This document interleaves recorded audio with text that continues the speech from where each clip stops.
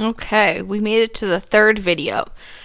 So this next part is really important because what we want to start doing now that we have three methods is we want to be able to look at a quadratic equation and identify the most efficient method for solving. And the important piece too is for solving and finding exact solutions. Again, approximate's okay to check our answers, but we are always going to be looking for exact solutions moving forward.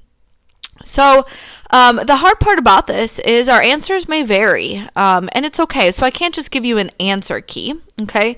But the idea is to be able to look at an equation and think, can I factor it quickly? Could I graph it quickly? And do I think I'll get exact answers?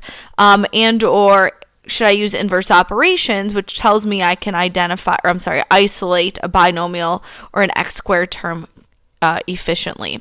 So what I want you to do is pause the video and fill in your answers. I'm going to go through and also do the same. And if more than one way could solve it, I will write that down as well. But take a couple minutes and look at each of those 8 questions and really start thinking about, would you get exact answers from factoring, graphing, and or inverse operations? So sort it. So I'll get started and just choose one. So I'm going to look at the first one. So I'm going to look at, let's see, I'm going to look at this right here. And I look at x squared plus x minus 20. And I know I could factor that really quickly to 2 binomials because it looks like something I factored before. I also know finding 2 numbers that multiply to negative 20 and sum to negative 1 should be efficient. What else? Oh, I see this example right here. I see a binomial squared, and my guess is I'm definitely not factoring. I may be able to get exact answers by graphing, but if it doesn't work, then I got to go back. So I would sort this into inverse operations as well. So I'm going to pause the video. I want you to take the remaining 6 and sort them how you would efficiently get your solutions. Okay, so here's how I sorted it. If it could overlap and go to different ones, so for example, these 2 graphing ones, I kind of color coded it by highlighter color. So notice these are listed twice. That means both methods would have gotten you the exact same answer. But again, we're talking about most efficient ways. So what I'm going to do is I'm going to highlight about 4 of these problems, and we're going to try some different methods really quickly. Okay, so I highlighted 4 problems, and so I'm going to copy those to another page. You can grab a scratch sheet of paper. You could do this somewhere in your notes. But we're going to check our understanding. So let's see if I can remember. So the first one we said was 25x squared minus 49 equals 0. I want you to try that by factoring. And then we also had x squared plus 16 equals 0. We can solve it by graphing. Okay. So pause the video and try those 2 and check your solutions really quick, and then we'll do the other 2. So for the first one, I factored using the difference of squares pattern. So I got x equals negative 7/5 and positive 7/5. You could have also used inverse operations, but I think it's a lot quicker to solve. If you wanted to use inverse operations, I'll show you really quickly. We'd get 25x squared minus 49 equals 0.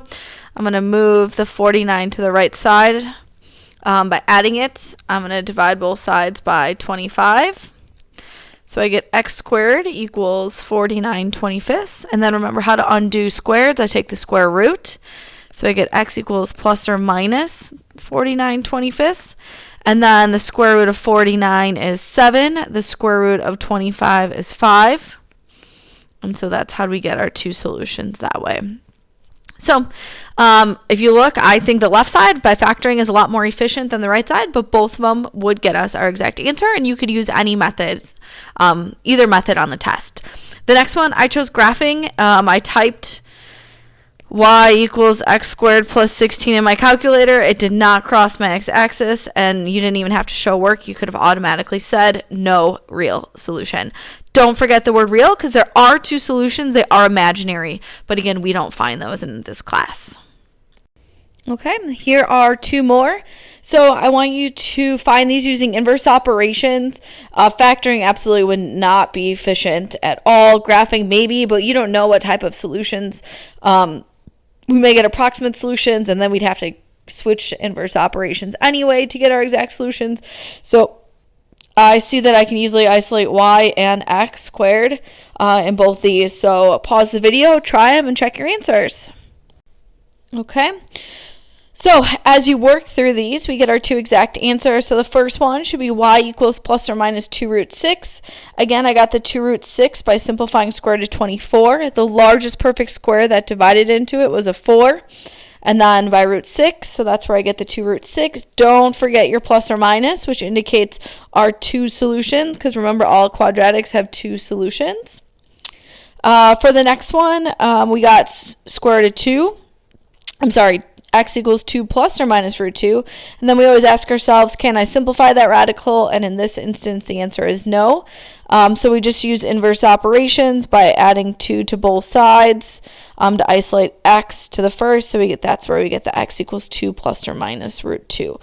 So if you can do these 4 examples at the end, you are very prepared for the quiz coming up. But email me with any questions.